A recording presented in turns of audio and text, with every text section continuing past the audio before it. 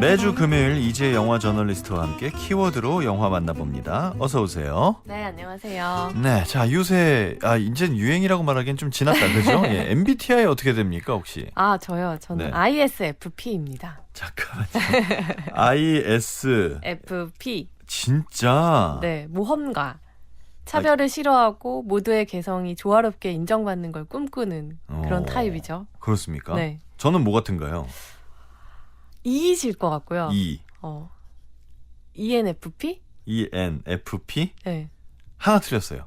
뭐예요? ENTP입니다.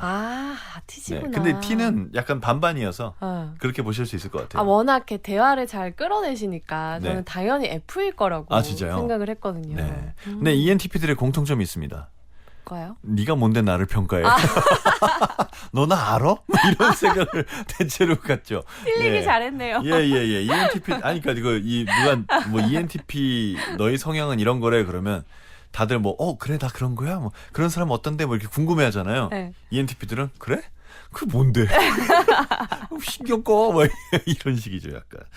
그래요. ESFP 맞는 것 같아요? ISFP 저 ISFP. 맞는 것 같아요. 네. 그리고 제가 오늘 준비한 영화의 주인공들도 네. MBTI가 ISFP가 아닐까 저는 그렇게 생각합니다. 그래요? 어떤 네. 영화인데요?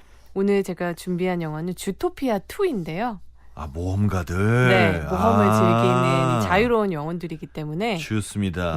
네. 이거 지금 극장에 있는 거 아닌가요? 네, 지금 가장 사랑받고 있는 영화고요. 오호. 국내에서만 지금 개봉 첫날 30만 명이 넘는 관객들이 보셨고 현재까지 이제 12월 3일 기준으로는 255만 명을 돌파했는데 북미에서도 추수감사절 블랙 프라이데이 이때 좀 대목이거든요. 이때 개봉한 영화 중에서 역대 흥행 2위에 오르면서 지금 거의 2천억 원 가까운 수익을 올리고 있습니다. 그렇군요. 지난 주말인가가 아마 추수감사절이었을 네. 텐데 네.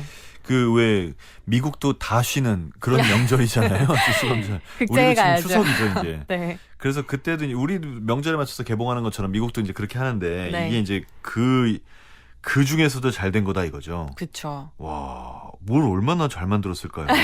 이게 후속편이니까 또 네. 줄거리도 좀 궁금한데 네. 어떻게 됩니까? 일단 1편 같은 경우에는 사실 내용이 잘 생각이 안 나셔도 영화 보러 가시면 이제 주토피아 2 상영하면서 맨 앞부분에 1편을 요약을 간단하게 해줘요. 그래서 좋네요. 두려움 없이 가셔도 될 것 같고 1편 같은 경우에는 이제 주토피아라는 이 동물들의 지상 낙원 같은 곳에서 실종 사건이 발생하는 거죠. 그래서 그 범인을 찾으려고 순경 주디가 막 고군분투하다가 우연히 길거리에 뻔뻔한 사기꾼 여우 닉을 만나서 둘이 이제 협동 수사를 하면서 사건을 해결하게 되는 그 안에서 주토피아가 숨겨놨던 비밀도 알게 되고 또 각종 동물들에게 내려졌던 편견에 대해서도 이제 절실하게 깨닫게 되는 이야기입니다. 그렇군요. 네. 여기 파트너가 또 나오잖아요. 네. 네, 이 파트너가 이 사기꾼이어서 네. 그것도 좀 재밌는 포인트였는데. 그렇죠. 여우라면 약간 좀 그런 느낌이지 않을까라는 어떤 이미지, 편견에 기댄 캐릭터긴 한데 그 안에 또 진실됨을 가지고 있었죠. 네, 나중엔 좀 여우가 좀 좋아지긴 했어요. 네. 1편이 상을 엄청 많이 받았네요. 그렇죠. 아카데미 시상식에서 장편 애니메이션 상도 수상했고 그 해의 모든 장편 애니메이션 상은 다 휩쓸었죠. 그리고 또 무엇보다도 엄청난 굿즈 판매량으로 아이들이 이제 당근 모양 펜 같은 거 들고 다니시는 거 네. 그 시절에 많이 보셨을 것 같아요. 그죠. 그 소품이 이제 영화 안에서 굉장히 중요하게 등장하기 때문인데요. 이게 벌써 또 9년 전이더라고요. 그렇게 오래됐습니까? 네. 정말 손살 같습니다. 와, 이게 상이 보니까 아카데미 시상식, 애니어 어워드, 골든글로브 시상식, 크리틱스 초이스, 진짜 장편 애니메이션은 다 받았네요. 네. 좋아요. 그럼 이제 9년이나 흐른 뒤에 나온 두 번째 작품 2인데, 네. 그럼 이렇게 영화 속 시간도 9년쯤 지났습니까? 그렇지는 않고요. 네. 이제 사건을 이제 닉과 주디가 해결하고 나서 일주일 정도 흐른 시점이에요. 진짜요? 네, 그러니까 우리는 9년 동안 이들을 많이 기다렸지만 네네. 이 사람들은 이제 막 사건 해결하고 일주일밖에 지나지 않았기 때문에 이 사람들은 아니죠. 네, 이 캐릭터들. 이토키와 네. 여우들은 일주일밖에 지나지 않기 때문에 이 동네 시간이 좀 느리게 가네요. 네. 아직 파트너십이 완전히 성숙된 단계가 아니죠. 네네. 서로 알아가고 차이점을 깨닫고 여전히 맞춰갈 부분이 남아있는 그런 사이인데요. 주디와 닉이 이제 사건을 함께 해결하면서 닉은 사기꾼에서 경찰로 거듭나죠. 특별 채용이 됐어요. 그래서 두 사람이 이제 파트너가 되어서 경찰 활동을 해야 되는데 손발이 잘 안 맞아요. 너무 다르죠. 토끼와 여우는. 여우 닉 같은 경우에는 주디가 너무 사건에 목숨을 건다. 그렇게까지 목숨 걸 필요 없다라고 하지만 주디는 자기는 약한 토끼이고 닉은 사악하다고 이렇게 말하게 되는 여우이다 보니까 둘이 사건을 잘 해결해서 인정받고 싶은 거예요. 다른 주토피아 시민들에게. 네. 그래서 무리하게 되는 거죠. 그러던 와중에 주토피아 이제 탄생 100주년 파티를 앞두고 엄청난 일이 벌어집니다. 주토피아에서 사라졌다라고 여기고 있었던 100년 동안 사라졌다라고 여겼던 뱀이 나타나는 거예요. 너무나 큰 일이죠. 이 시민들은 다 혼란에 빠지고 이것을 주디가 해결하기 위해서 나서면서 닉도 얼떨결에 같이 사건에 빠져들고요. 하지만 사건을 이제 파고들수록 뱀이 주토피아에 사라진 것은 주토피아의 어둠과 관련이 있고 이 사건을 해결하는 것을 다 더 넘어가서 뱀이 어째서 주토피아에서 사라질 수밖에 없었는지 그 비밀을 밝히게 됩니다. 뱀, 그러니까 독사라고도 하던데 네, 이게 나쁜 캐릭터인 거죠? 그렇죠. 우리가 흔히 뱀하면 아주 성경에서부터 사악한 존재잖아요. 그죠? 네. 그리고 영화에 이 나타난 뱀 캐릭터 게리 같은 경우에는 파란 살모사예요. 살모사는 또 독을 가지고 있잖아요. 그렇죠. 그렇다 보니까 모든 사람들이 이 살모사가 당연히 악당일 거라고 생각을 하죠. 잠깐만요. 네. 당연히 그럴 거라고 생각한다. 아닙니까? 아니죠. 그건 굉장히 빨리 밝혀지기는 하는데요. 아, 이 스포일러 축에도 못 들어갑니까? 그럼? 네네. 아주 좋아요. 빨리 밝혀지고 게리 같은 경우에는 자신의 종족에게 씌워지는 이 억울한 누명을 밝히기 위해서 주토피아에 다시 온 것이거든요. 그 과정에서 주디와 닉이 도움을 주게 됩니다. 이거 설마 이 주토피아를 만든 그 가문 있잖아요. 네. 거기가 문제입니까? 아, 맞습니다. 그래요? 이 링슬리 가문, 캐나다 스라손인 이 링슬리 가문이 기후 장벽을 발명하면서 네. 사실 많은 동물들이 한 곳에 모여 있다라는 게 여러 가지 어려움이 있지만 그 중에서도 동물마다 습성이 다르고 맞는 온도가 다르잖아요. 근데 이것을 기후 장벽이라는 것을 링슬리 가문이 발명을 해서 주토피아는 서로 다른 동물들이 다 한 곳에 모여 살 수 있게 되었다라는 해피엔딩 스토리인데 여기에 거대한 음모가 있었던 거죠.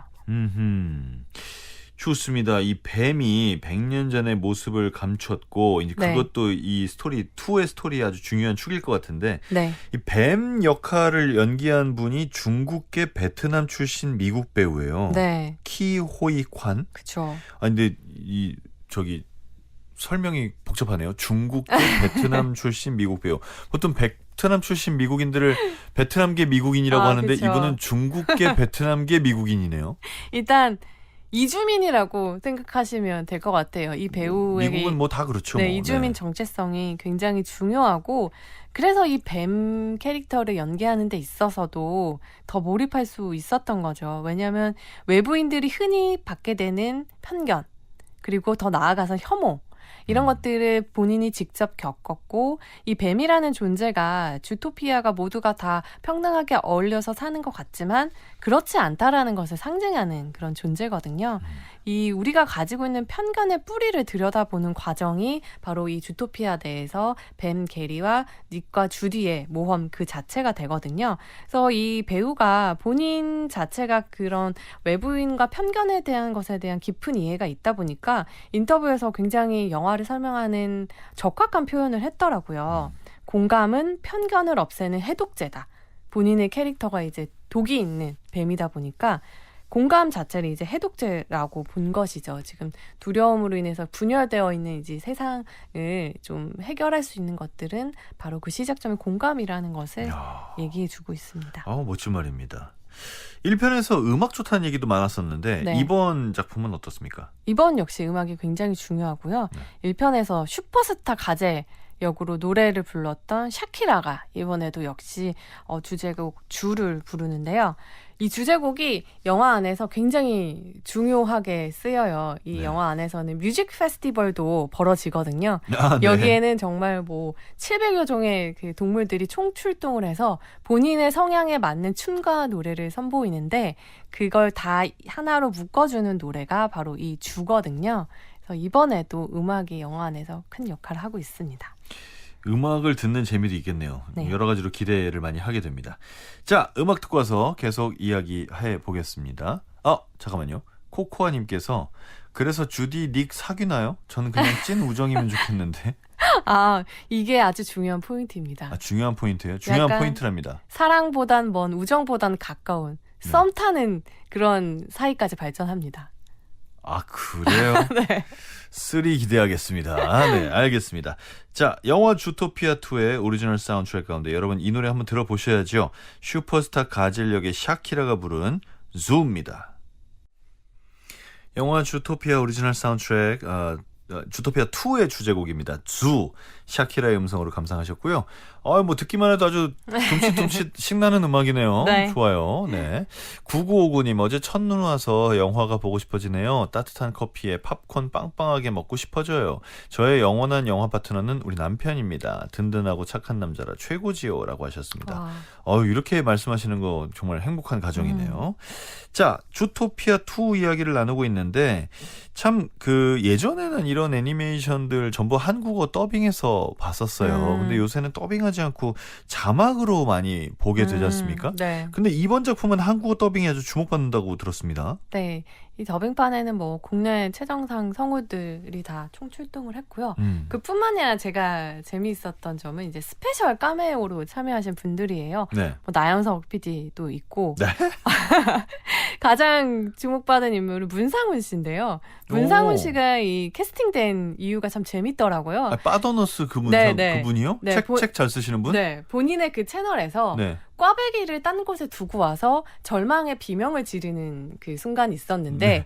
그 비명을 듣고 이제 주토피아 제작진들이 코끼리로 이제 캐스팅을 한 거죠. 근데 정말 진짜요? 찰떡같이 코끼리 연기를 하십니다. 이야, 궁금합니다. 네. 저렇게 카메오도 엄청 많다고 하니까 한국어 더빙 음성 관심을 좀 갖게 됩니다.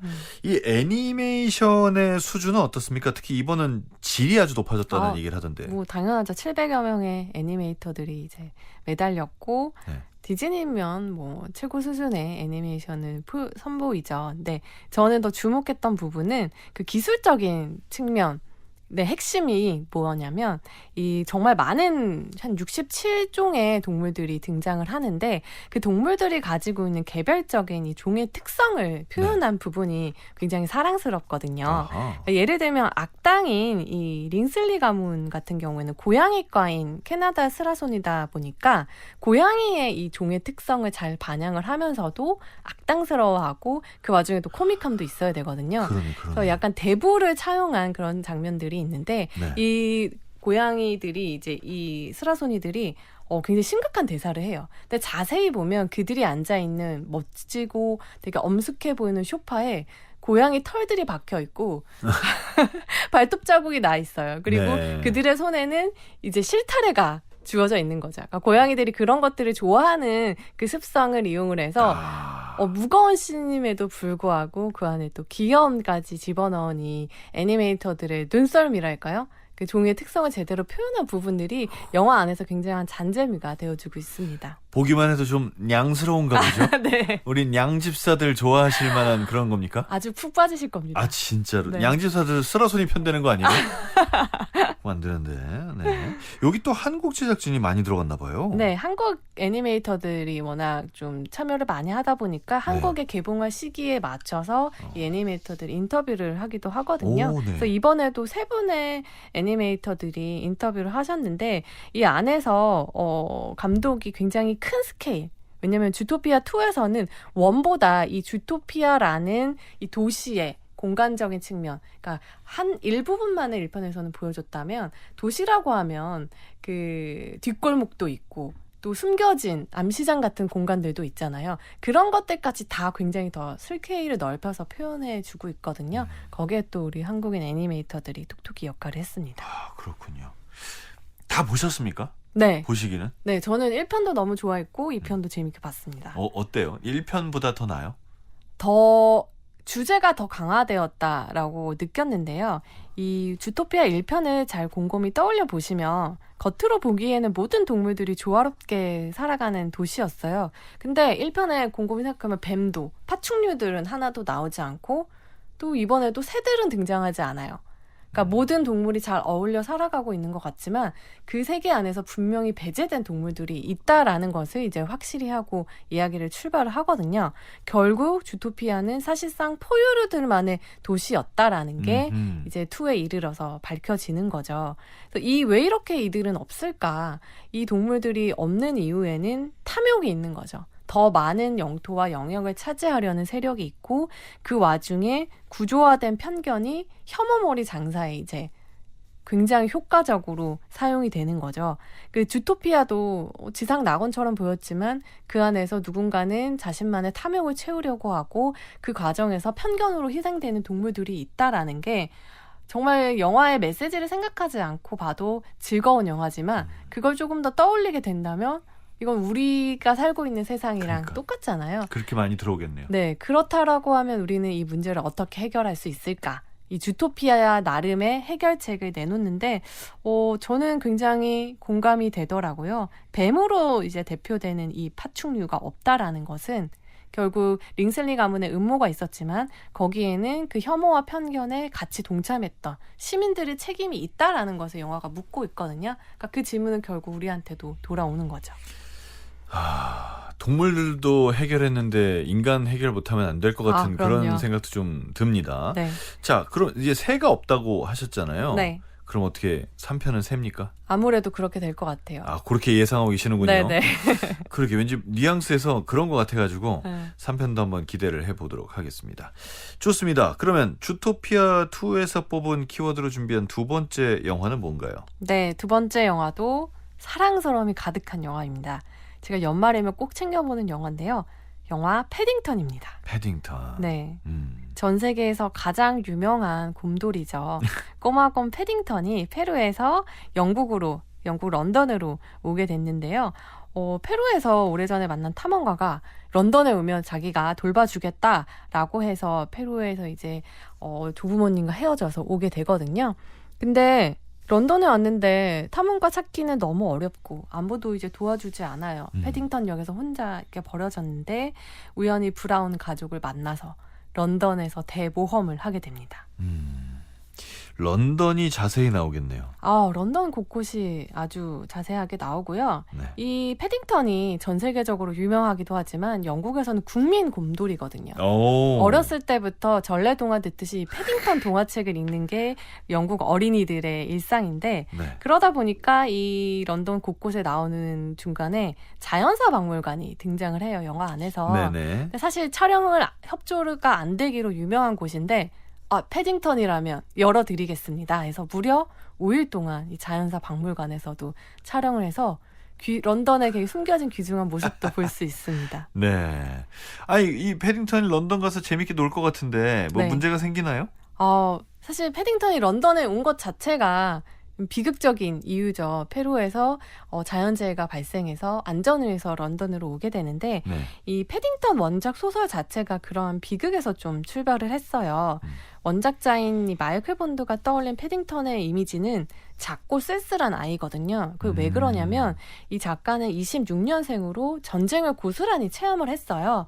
그리고 2차 세계대전 중에는 이제 런던 중심에 있는 그 부모들이 폭격을 피해서 아이들을 시골로 많이 보냈잖아요. 그때 아이들을 돌봐달라는 카드를 이제 목에다가 채워서 시골로 보내는 것을 많이 목격했다고 해요. 그러다 보니까 이 아이들이 혼자 이제 시골 간이역에서 여행 가방 하나 달랑 들고 목에 카드를 들고 덩그러니 서 있곤 했는데 그 작고 쓸쓸한 모습에서 패딩턴을 떠올려서 지금의 패딩턴이 됐다고 하는데 사실 지진으로 페루에서 런던으로 오게 된 패딩턴의 상황과 똑같죠. 그리고 패딩턴 역에 왔을 때 런던 시민들 아무도 관심을 주지 않거든요. 버려진 아이인 거죠. 근데 여기서 단 한 명의 사람, 브라운 가족이 이제 손을 내밀면서 런던 생활이 시작되는 거죠. 이게 영국인들에게는 좀 많이 남아있는 정서 중에 일부인가 봐요. 사실 해리포터도 좀 그런 거잖아요. 그렇죠. 그 어떤 사회로부터 조금 소외되고 버려져 있는 그런 거지 않습니까? 2차 대전 때문에 그런 게 있는 건지 아직도 좀 남아있는 정서의 일부가 아닌가 싶습니다. 이거는 애니메이션이 아니라 실사 영화인 거죠? 네, 그 영국과 프랑스 합작으로 만들어졌고요. 아니 곰인형인데 어떻게 실사라고 생각하실 수 맞아요, 있겠지만 맞아요. 굉장히 실감나게 묘사됩니다. 특히 패딩턴이 이 안에서 이제 영국 문화를 잘 몰라서 벌어지는 해프닝들, 사고들이 있는데 그 샤워 부스를 쓸 줄 몰라서 큰 물 소동이 벌어지거든요. 네. 그때는 털이 물에 젖는 것까지 아주 섬세하게 묘사되니까요. 그런 기술적인 측면을 구경하시는 것도 재밌을 것 같아요. 실사의 수준이 엄청 올라갔나 보죠. 네. 좋아요. 페루에서 온 꼬마 곰, 이 패딩턴. 네. 영국에 어떻게 정착할까 이게 궁금해질 텐데 네. 당연히 당연히 고난도 많고 사건 사고가 많겠죠. 아름답기보다는 좀 고난 쪽일 것 같은데요. 맞아요.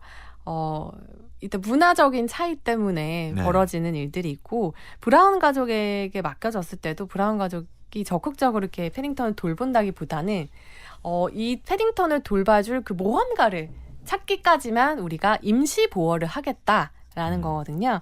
그 와중에서 또 브라운 가족의 아빠는 브라운 씨는 보험사에 다니는 사람이에요. 그러니까 위험을 측정을 하고 그 손해를 최소한으로 줄이는 일을 하는 사람이니까 그분 눈에 이 사고 뭉치 곰이 얼마나 위험 덩어리겠어요.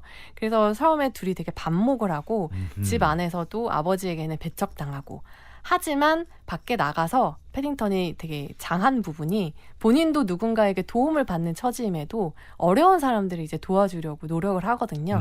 물론 그러다 더 큰 사고를 치기는 하지만 아하. 그 마음이 어떻게 보면 버려진 아이지만 아이들은 또 그 순수한 마음에 누군가를 또 돕고 싶어 하잖아요. 되게 아이들의 속성을 잘 보여주고 있어요. 좋습니다. 런던의 모습은 아주 자세하게 나올 것 같은데 네. 저는 이런 영화들은 좀 그런 게 있는 것 같아요. 그러니까 런던을 좋아하고 잘 아는 사람들은 네. 내가 좋아하는 어떤 골목 이런 게 나오면 되게 반가운 거 있잖아요. 네네. 뭐 내가 아는 식당 뭐 이런 거 그쵸. 나오면 그렇게까지 자세히 나옵니까? 자세히 나올 그런 부분들도 있지만 네. 사실 영국 하면 떠오르는 장면들 있잖아요. 빅벤도 나오고 네. 런던 아이. 다리도 건너고 네. 이런 부분들도 서비스로 굉장히 많이 등장을 하고요. 제가 하나 눈여겨보셔야 될 부분은 패딩턴이 이제 런던에 와서 택시를 타고 이제 이동을 하는 장면이 있어요. 그러면 얼마나 휘황찬란해요. 그거를 구경을 하는데 곰이 자동차를 타고 이동을 한다? 너무 이상한 일이잖아요. 네. 그런데도 사람들이 곰을 향해서 이렇게 손을 흔들어줘요. 그러니까 외부인을 우리는 환영한다라는 시그널이고 그중에 곰에게 손을 흔들어주는 할아버지 한 분이 계시거든요. 그분이 바로 이 패딩턴 시리즈의 원작자의 작가예요. 그래서 작가의 모습도 발견하실 수 있습니다. 아까 저 설명을 해주셨던 것 같은데. 네네. 네. 마이클 본드 마이클. 원작자거든요. 네. 마이클 본드. 네. 그분의 모습을 그려냈군요. 네, 그분이 직접 출연을 하셨어요, 카메오로. 직접 출연하신 네, 겁니까? 이때까지는 이제 출연하실 수 있어. 지금은 타계하셨는데 네. 이때는 직접 출연하셔서 패딩턴의 자신의 곰돌이에게 손을 흔드셨습니다. 그렇군요. 네. 이렇게 런던이라는 도시를 이런 식으로 보여주는 거, 그렇게 해서 그게 좋은 이미지로 가는 것도 저는 아주 좋은 도시 홍보 전략 중에 그럼요. 하나라고 봅니다. 네. 서울도 이렇게 뭐 하나 만들면 좋을 것 같은데요. 우리 둘리도 네. 빠지지 않잖아요. 사고뭉치라고 둘리도 하면. 좀 세계 월드화를 좀 네. 세계로 한번 나가볼까요? 둘리를 가지고? 전 둘리도 충분히 승산이 있다고 봅니다. 그래요? 네. 요새 이제 K-팝 데모넌터스가 난리니까 K-팝 데모넌터스를 보고 서울에 놀러 온 패딩턴. 패딩턴이 둘리를 만나는 거예요. 둘리를 만날까요? 고길동 씨를 만나는 거예요. 나도 이 집에 살래. 너무 좋은 스토리입니다. 그러면 고길동 씨 너무 불쌍하다. 하나가 또 늘어야 돼? 여기서 하나가 또 늘어서 너무 힘들 것 같아요. 그래요, 알겠습니다. 패딩턴 시리즈를 보면서 어떤 생각을 많이 하셨습니까? 전체적인 평을 좀 해주신다면. 이게 연말에 보기에도 너무 좋은 것이 영화 안에서 도와달라는 말이 자주 등장을 해요.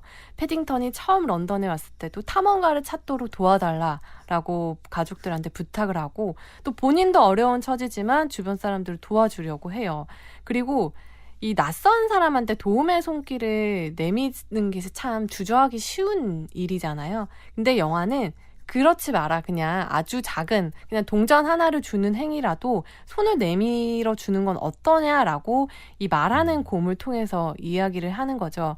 그러다 보니까 이 패딩턴은 전쟁 중의 아이들일 수도 있고 우리 동네에 온 이민자일 수도 있고 망명원 난민일 수도 있는 거죠. 맞아요. 그래서 이런 낯선 도시에서 이방인들이 살아남으려면 아주 작은 친절이 필요하고 그걸 우린 줄 수 있다라는 것을 이 곰돌이의 모험을 통해서 얘기하고 있습니다. 근데 그런 면에서 좀 슬픈 게 요즘 시대는 우리나라도 마찬가지로 딴 나라도 저는 똑같다고 생각하는데 도와주다 뭔가 잘못됐을 때 도와준 사람이 처벌받는 경우들이 있잖아요. 그러니까 이런 일이 좀 없어야 네. 도움을 장려하는 사회가 될 수 있지 않을까 싶은 생각도 들거든요. 저는 좀 그런 사건들이 과대표되는 측면도 있다라고 생각해요. 언론의 속성이 미담보다는 자극적인 맞아요. 소식을 전해야지 아유. 더 클릭을 유발하기 때문에 그런 면도 있다라고 생각을 하고요. 그 질문까지도, 그 의문까지도 포함해서 이 패딩턴이 이제 2번째 시리즈까지 나왔거든요.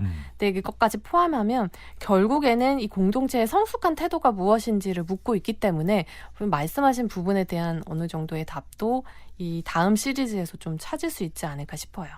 공동체의 성숙한 태도가 무엇이냐. 이거 되게 좋은 표현이네요. 알겠습니다. 좀 공동체의 성숙한 태도를 우리가 모두 다 함께 좀 생각해 볼 수 있는 그런 계기가 되기를 진심으로 바랍니다.